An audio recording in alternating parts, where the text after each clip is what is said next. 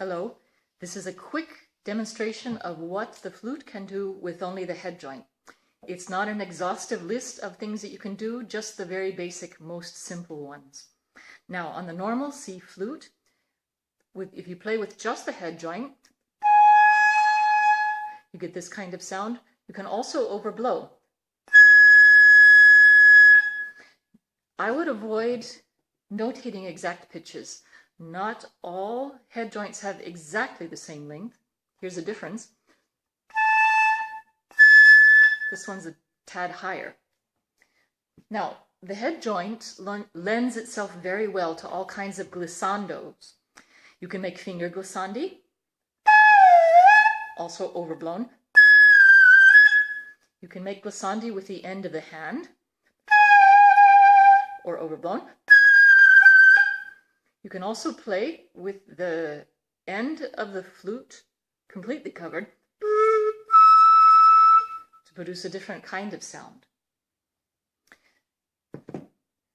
You can do similar things on the alto flute. I'll quickly demonstrate what those sound like.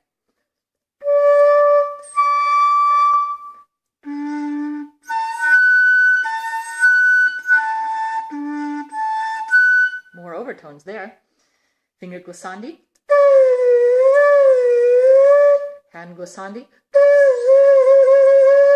Or you can also fool around doing this sort of thing.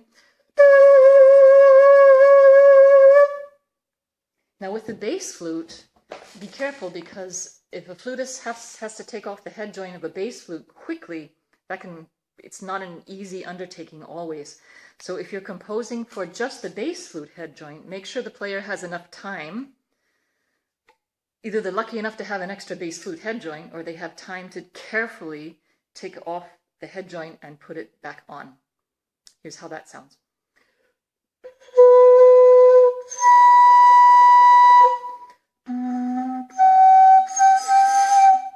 I have only those two harmonics.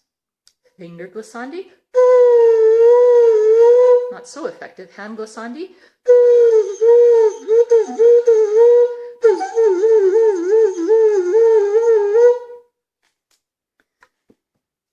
The same applies when you're writing for any head joint. Make sure that the player either has a separate head joint that they can grab, or that you give them enough time to carefully put the head joint back into the instrument or take it off as they need.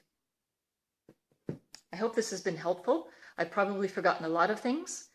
About the notation, word notation is the best whether you want a finger glissando or a hand glissando. Again, avoid, for simplicity's sake, using specific pitches. You may refer to the works of Salvatore Sciarrino for the notation of having the covered end of the head joint and the uncovered end of the head joint. You can also do something very intuitive. If you want the end covered, write a circle, a filled in circle. And if you want an open end, an open circle. So those are a few quick tips, and maybe I'll make a more detailed video in the future. But for now, good luck.